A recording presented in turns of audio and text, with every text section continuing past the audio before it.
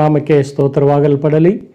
ಈ ಶುಭ ಶುಕ್ರವಾರ ದಿನ, ಗುಡ್ ಫ್ರೈಡೆ, ಎಲ್ಲ ಲೋಕದಾದ್ಯಂತ ಕಡೆಗಳಲ್ಲಿ ಆಚರಿಸುವಂಥ ಈ ಸಂದರ್ಭದಲ್ಲಿ ದೇವರ ಮಕ್ಕಳಾಗಿರುವಂಥ ನಾವುಗಳು ಸಹ ಸೇರಿ ಬಂದಂಥ ನಮ್ಮ ಮನೆಗಳಲ್ಲಿ ಇವತ್ತು ಈ ಶುಭ ಶುಕ್ರವಾರವನ್ನು ಕರ್ತನ ಸನ್ನಿಧಿಯಲ್ಲಿ ಇದ್ದುಕೊಂಡೇ ನಾವು ದೇವರನ್ನು, ಆತನ ಶ್ರಮ ಸಂಕಷ್ಟ ದಿನಗಳನ್ನು, ಶಿಲುಬೆಯನ್ನು ಧ್ಯಾನಿಸುತ್ತಾ ಇವತ್ತು ದೇವರನ್ನು ಆರಾಧಿಸುವ ಹಾಗೆ ಇವತ್ತು ಕರ್ತನು ಕೃಪೆ ಕೊಟ್ಟನು. ಅದಕ್ಕಾಗಿ ದೇವರ ನಾಮವನ್ನು ಮಹಿಮೆ ಪಡಿಸುವರಾಗಿರೋಣ.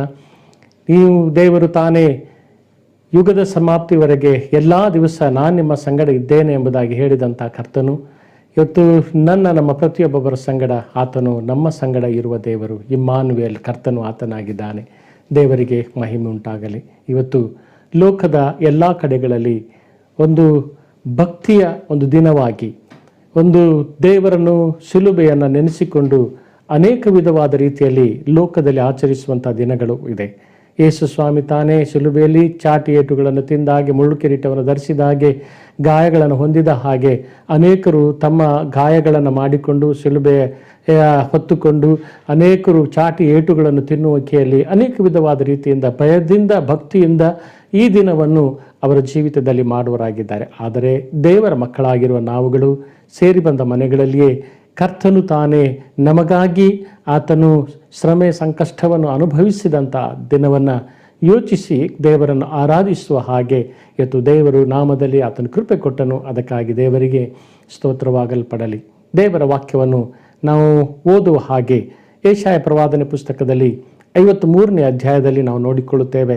ಯೇಸು ಸ್ವಾಮಿ ಈ ಲೋಕಕ್ಕೆ ಆತನು ಬಂದು ತನ್ನ ಶಿಲುಬೆಯ ಮರಣವನ್ನು ಅನುಭವಿಸುವುದಕ್ಕಿಂತ ಎಷ್ಟೋ ಸಾವಿರ ವರ್ಷಗಳ ಮುಂಚಿತವಾಗಿ ಪ್ರವಾದಿಯಾಗಿರುವಂಥ ಯೆಶಾಯನು ತನ್ನ ದರ್ಶನದಲ್ಲಿ ಕಂಡವನಾಗಿ ಬರೆಯಲ್ಪಟ್ಟಂಥ ಸಂಗತಿಗಳನ್ನು ಈ ವೇಳೆಯಲ್ಲಿ ಧ್ಯಾನಿಸುವುದಕ್ಕಾಗಿ ನಾನು ಇಷ್ಟಪಡುತ್ತೇನೆ. ಆ ವಚನ ಭಾಗ ಯೆಶಾಯ 53ನೇ ಅಧ್ಯಾಯದಲ್ಲಿ 10ನೇ ವಚನದ ನೋಡುತ್ತೇವೆ. ದೇವರ ವಾಕ್ಯವು, ಅವನನ್ನು ಜಜ್ಜುವುದು ಯೆಹೋವನ ಸಂಕಲ್ಪವಾಗಿತ್ತು. ಆತನು ಅವನನ್ನು ವ್ಯಾಧಿಯಿಂದ ಬಾಧಿಸಿ ಹೀಗೆಂದುಕೊಂಡನು, ಇವನು ತನ್ನ ಆತ್ಮವನ್ನು ಪ್ರಾಯಶ್ಚಿತ್ತ ಯಜ್ಞಕ್ಕಾಗಿ ಒಪ್ಪಿಸಿದ ಮೇಲೆ ತನ್ನ ಸಂತಾನವನ್ನು ನೋಡುವನು, ಚಿರಂಜೀವಿಯಾಗುವನು.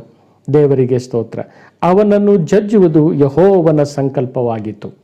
ದೇವರ ವಾಕ್ಯದಲ್ಲಿ ನಾವು ಓದ್ತೇವೆ, ತಂದೆಯಾಗಿರುವಂಥ ದೇವರು, ಈ ಭೂಮಿ ಆಕಾಶ ಮಂಡಲಗಳನ್ನು ಉಂಟು ಮಾಡಿದಂಥ ತಂದೆಯಾಗಿರುವಂಥ ದೇವರು ಈ ರೀತಿಯಾಗಿ ಲೋಕ ಪಾಪ ನಿವಾರಣೆಗೋಸ್ಕರ ನಿನ್ನ ಪಾಪ, ಶಾಪ, ವ್ಯಾಧಿ, ಬಾಧೆಗಳನ್ನು ಬಿಡುಗಡೆ ಮಾಡುವುದಕ್ಕೋಸ್ಕರವಾಗಿ ಈ ಲೋಕಕ್ಕೆ ಒಂದು ಪ್ರಾಯಶ್ಚಿತವಾಗಿರುವಂಥ ಒಂದು ಯಜ್ಞ ಅಗತ್ಯವಾಗಿದೆ ಎಂಬುದಾಗಿ ಆದಿಯಲ್ಲೇ ತಂದೆ ದೇವರು ತಿಳಿದುಕೊಂಡವನಾಗಿದ್ದನು.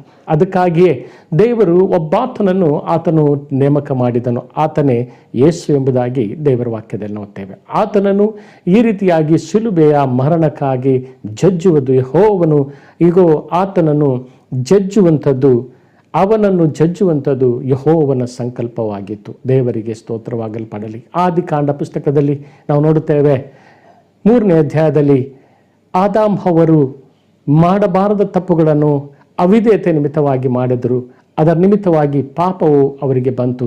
ಪಾಪ ಪ್ರಾಯಶ್ಚಿತವಾಗಿ ಅವರನ್ನು ಏದೇನ್ ತೋಟದಿಂದ ಹೊರಗೆ ಹಾಕುವುದಕ್ಕಾಗಿ ಒಂದು ಕುರಿಯನ್ನು ಬಲಿಯಾಗಿ ಅರ್ಪಿಸಿ ಆ ಚರ್ಮವನ್ನು ಅವರಿಗೆ ಹೊದಿಸಿ ಅಲ್ಲಿಂದ ಹೊರಗೆ ಹಾಕಿದನು. ದೇವರಿಗೆ ಸ್ತೋತ್ರ.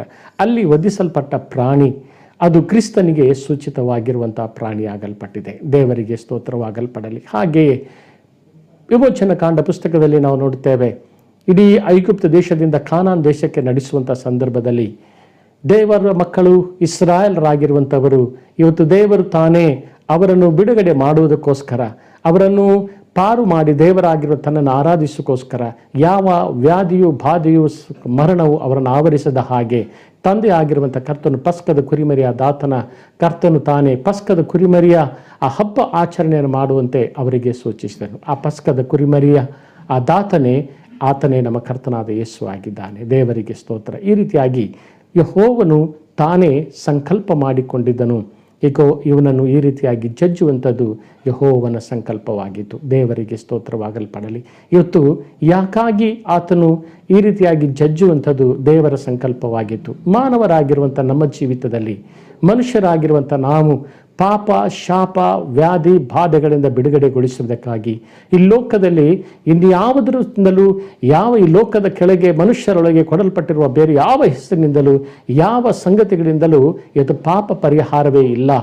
ಅದನ್ನು ಬಿಡುಗಡೆ ಮಾಡುವುದಕ್ಕೋಸ್ಕರವಾಗಿಯೇ ಒಬ್ಬ ಮನುಷ್ಯನ ರಕ್ತವನ್ನು ಶುದ್ಧ ಮಾಡುವುದಕ್ಕಾಗಿ, ಪಾಪದಿಂದ ಬಿಡುಗಡೆಯಾಗುವುದಕ್ಕಾಗಿ, ಪಾಪ ಕೊಡುವ ಸಂಬಳ ಮರಣದಿಂದ ಬಿಡುಗಡೆಯಾಗುವುದಕ್ಕಾಗಿ ಒಂದು ರಕ್ತಧಾರೆಯೇ ಬೇಕಾಗಿತ್ತು.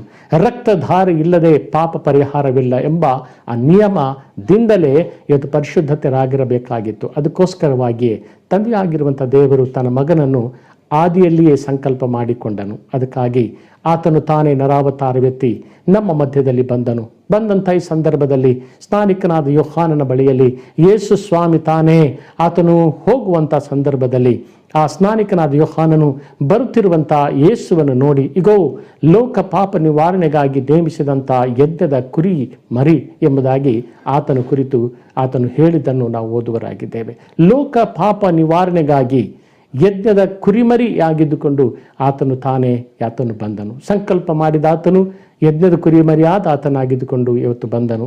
ಇವತ್ತು ಮನುಷ್ಯರಾಗಿರುವಂಥ ನಾವು, ನರಭಾವದಲ್ಲಿದ್ದಂಥ ನಮ್ಮನ್ನು ಆತನು ತಾನೇ ನರಾವತಾರವೆತ್ತಿ ಆತನು ಈ ಲೋಕಕ್ಕೆ ಬಂದು ನಿನಗಾಗಿ ಶಿಲುಬೆಯಲ್ಲಿ ಪ್ರಾಣ ಕೊಟ್ಟನು. ದೇವರಿಗೆ ಸ್ತೋತ್ರವಾಗಲ್ಪಡಲಿ.